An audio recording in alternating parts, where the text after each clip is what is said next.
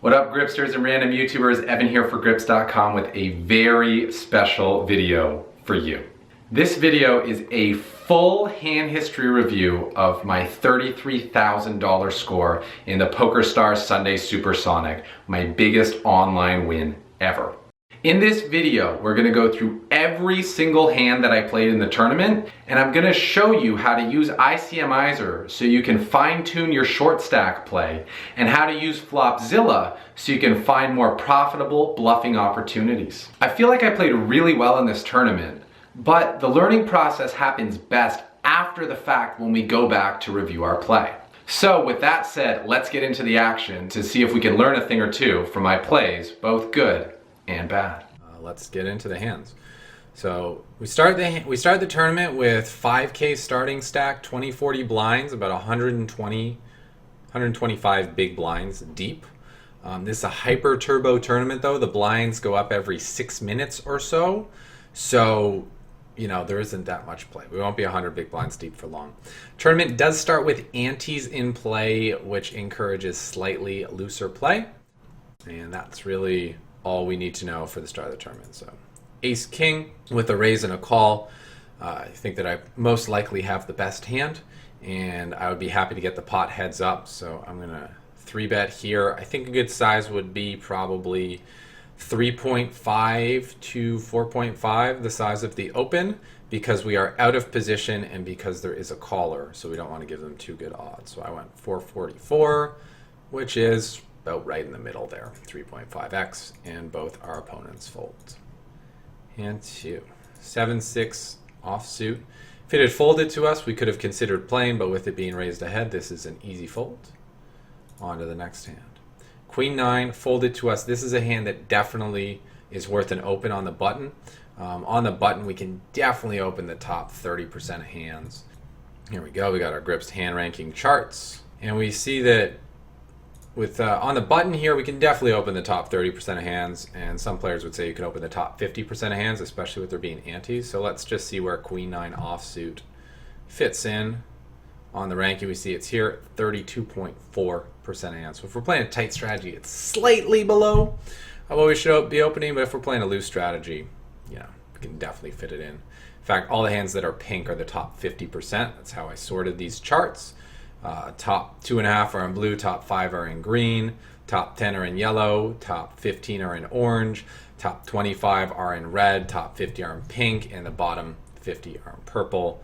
We also have this other nice graphical representation, so we can see that Queen 9 offsuit is a pink hand. But if you guys want to, you know, construct your ranges and decide what hands are best to open, using these hand ranking charts is very useful for that. So open for 2.5x, get 3-bet. I remember this hand. Now we're getting incredibly good odds here. You see, if we look at the poker tracker, you know, we're getting 4-1. We only need to have a 20% chance of winning to be making a good call, and because of that, we're gonna call. But I want to show you guys why. If we give this player a really strong range of aces, kings, queens, jacks, ace, king, and we calculate our equity, which is our chance of winning, you'll see we have a 25% chance of winning. Now, Poker Tracker says we need a 20% chance of winning for this to be break even, because we're putting in 100 chips to win a pot of 400. So we need a 20% pot share. But in addition to us already having that break even frequency clear just in terms of our equity, we also have the advantage of position, which swings things more in our favor. Now, this 25% is if we see all 5 cards, but when we call the 100, we only get to see 3 of the cards, but we see 60% of the hand. And basically what we can do is, on the boards that are best for us, we can continue, and on the boards that are worst for us, we can get out of the way. And that way we'll have the best chance of actually seeing through our 25% equity. You know, if the board comes 2-2-3, that's not one of the boards where we're likely to hit this 25% winning chance. But if it comes king, jack, 4, and we have a gut shot, that's one of the boards that we probably want to continue on. This is obviously one of the best boards we could get, getting top 2 pair. And I remember in the moment, I assumed that my opponent had a strong hand. So I wanted to get more chips in the pot. I wanted to fast play my hand. So I went for a small raise here and was met with a 3-bet. Now in the moment I said, oh wow, he must just have aces. I think we should get it in. But looking back on it now, if I call here for another 800, there's going to be 3,000 in the middle. He's going to have a pot-sized bet left. So he's going to have one betting unit left and 2 opportunities to put in that betting unit. Odds are those chips are going in the middle if I just call and kind of feign weakness. Now I remember saying, I'm like, oh, if he has like 2 red aces or 2 red kings, I don't want a club to come off because it's going to kill my action.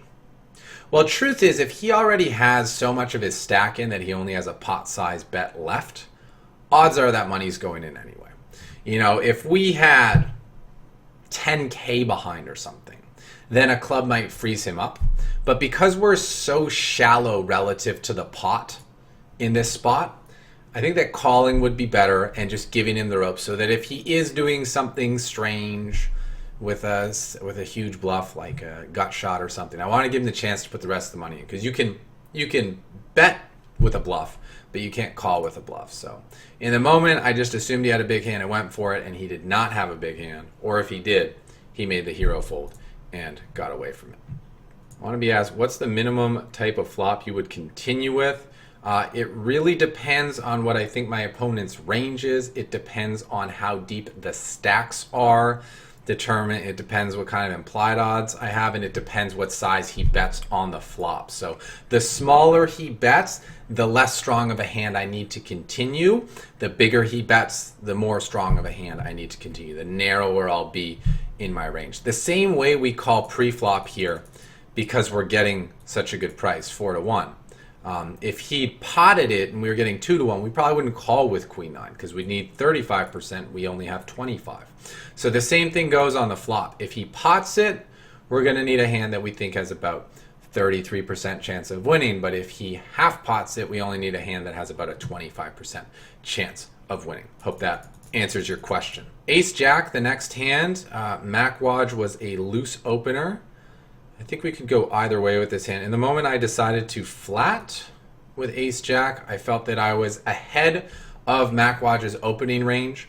I wanted to keep in his Ace 10s, his Queen Jacks, his King Jacks, but I felt that if I re-raised with this hand, he would probably fold those hands, and therefore I'd basically be bluffing with my Ace Jack. We got 3-bet, and I felt that it wasn't a good spot to get involved because facing a 3-bet, there's a good chance that my Ace Jack is dominated here and the cold call. So I just folded, and we saw OMG, we would have hit top pair, top kicker, and we would have lost a bunch of chips because we were dominated in both spots. Next hand, 9-3 suited. We're just going to fold that. Ace Queen, an open for sure. So we're going with 2.5x here, and we get that through. Here we're getting great odds again. It's we're getting 4.4-1. We only need 20% chance of winning, and 7-8 suited, even against a super strong range, is going to have 30%. And if we give him a more reasonable range, you know, like a top 10% of hands kind of range, which is still tight. You know, he's probably opening even more than this, but we'll just start with that so you guys can see. We'll get him the suited broadways and stuff. Yeah, there, 12% hands, still pretty tight. Against that range, we have 35% equity, and we only need 20, so we call. This is not one of the better flops for our hands. This is one of the worst flops for our hand, so there's no need for us to continue in this spot. We just check. Did we take a little stab at the river? Nah. We took our odds pre-flop, and that means, you know, we don't need to make reckless bets post-flop just to try to win the pot because we were getting the right price pre-flop. We already made chips pre-flop because we needed a 20% chance of winning.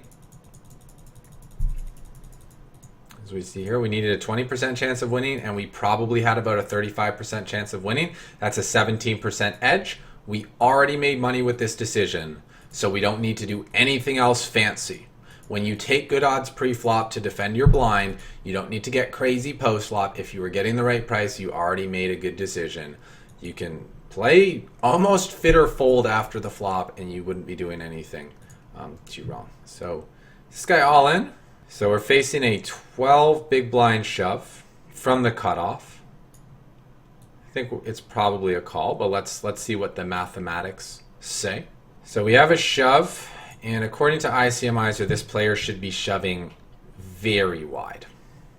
Very, very wide indeed. This is what ICMIZER says he can profitably shove, given the size of the blinds and how much he expects to win. Now, if he's shoving with that range, we click this button, Calculate Nash Equilibrium, and it's going to tell us what hands we should call with. 12% of hands.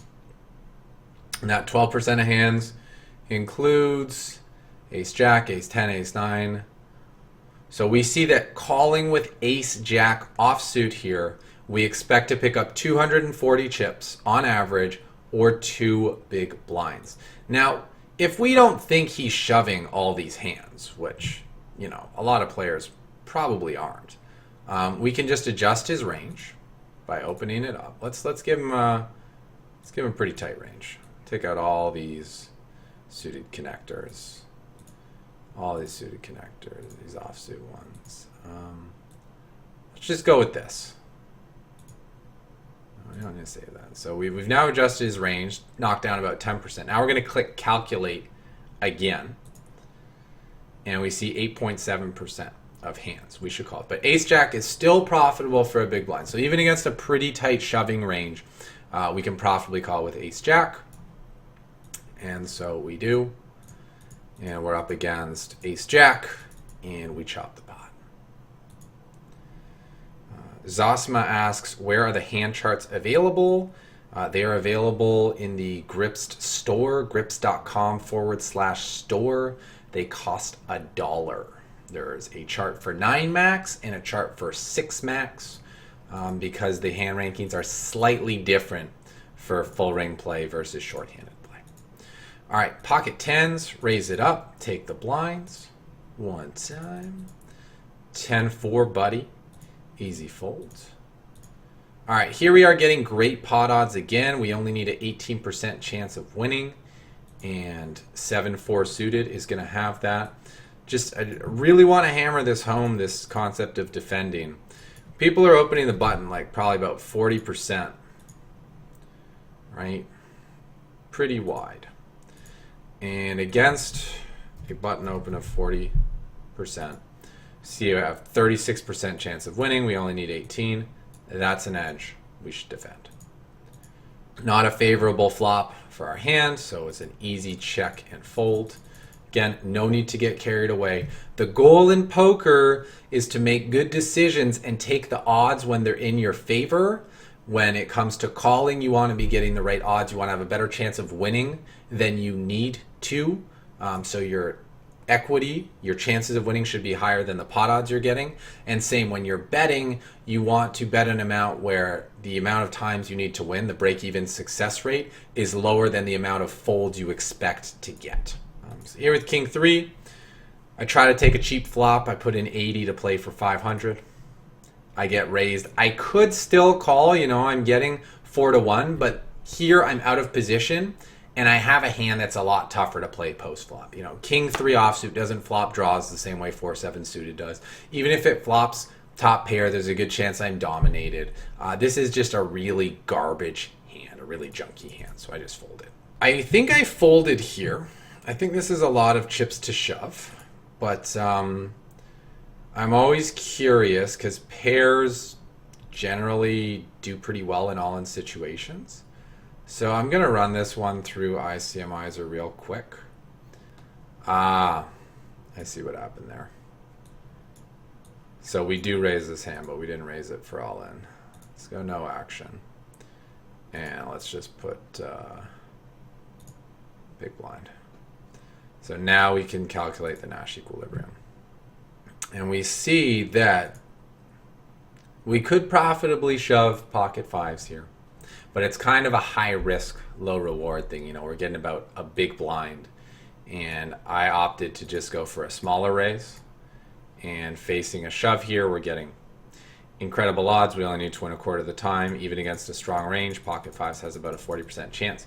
We actually had him dominated, so a nice chip up there. Right, ace queen.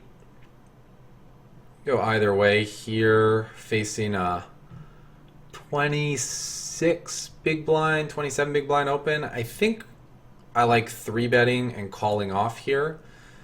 So I'm 3-betting, and if he goes all in, I'm planning to call the all in. I think that he can put it in with some worse hands. I think he can call my 3-bet with worse hands as well.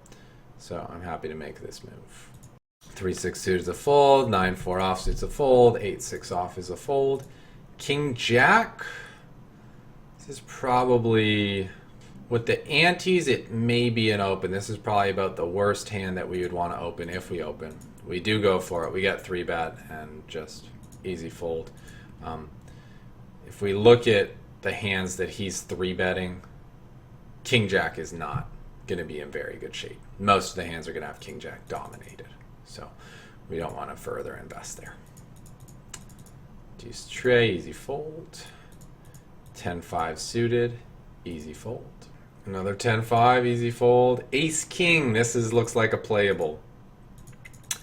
Raise and take. You know, so we're doing about 2.2x raise size here. I just like to do a little bit more than min. It's not really necessary, but I like to do a little bit more than min. So King 5, we're just gonna fold. But let's, you know what? Let's look at it in ICMIZER just to see what hands it tells us we should have called. Because this program's so powerful. And I really want you guys to see just how powerful ICMIZER is. That when it comes to any pre-flop all-in situations, you just copy-paste the hand history, throw it in there, and it'll tell you. It'll tell you that this player who has 7 big blinds on the hijack should be moving all in. Not should be. Can move all in with these hands profitably for the amount of big blinds he has. And if he's playing perfect, hero should call with, look at that. We could have made a profitable call. Now, it's not a hugely profitable call. We're expecting to make, you know, a small blind here. So the question is, if we're only expecting to make a small blind, do we want to gamble with, you know, almost half of our stack? And if we had like 50 big blinds, sure, because the difference of going from 50 big blinds to 40 big blinds is no big deal. But the difference of going from 20 big blinds to 10 big blinds in terms of our flexibility, in terms of our ability to make moves and stuff, is huge. It's a huge difference. For those of you guys who have watched my MTT strategy guide, you know that you can do a lot more with 20 blinds than you can with 10. And you can't do that much more with 30 than you can with 20. So although we could make a slightly profitable call here, I think the edge is so small that it's not worth the fluctuation. It's not worth the variance. Now, if we had, you know, King 9 suited on the other hand, we're making a whole big blind, or King Queen suited and we're making 2 big blinds, it's a little harder to say, I don't need to take that spot, especially in a fast structured tournament where the blinds are going to go up and you don't get that many spots. But the question we ask ourselves is there a better use for these 2,500 chips? Yeah, we could call and we're expecting to make a small blind off the call. But is there a better use for those 2,500 chips somewhere else? And I think we're going to see that the answer is yes. And great point from Wannabe. Is villain shove tighter than that? Quite possibly. And if we take out the weak suited kings and we adjust the range like this, and this, and then we run it with that range, we're probably going to see that we shouldn't call with King 5 suited, or it's much less profitable. So the first range that goes in is the optimal range, which assumes everyone plays perfectly. If everyone was a robot or everyone studied ICMIZER, these are the ranges they're going with. They're unexploitable ranges. If you're playing these ranges, you're not going to lose money doing them. But since most people are not playing those exact ranges, you can manually edit the range and then see as a result what you expect to gain with which hands. You just hit calculate after. So great point from Wannabe. All right, and that concludes part 1 of the series. We've made it from the early stages to the mid stages, and we managed to build our stack a little bit along the way. Some of the key takeaways that I had from reviewing this first part of the series were how to use the hand ranking charts to construct opening ranges, when to defend my raises and my blinds pre-flop based on the pot odds I'm getting, when to go all in versus when to just go with a min raise, and just how wide we can actually call all ins, which we learned with the help of ICMIZER. My mind was completely blown from that King 5 suited hand, and that's the power of doing review. So it's an absolutely great start to the series. I hope you found this video insightful and informative, and that you learned a thing or two from my play and from my review. If you found value in this video, please give me a thumbs up and leave me a comment below to let me know what your key takeaway from the video was. I'll see you next week for part 2, where we're gonna get into the mid stages of the tournament and the chip accumulation phase. Until then, you know what to do. Watch the full experience as it happened live so you can get inspired, and then take what you learned, go out there, and get stacking.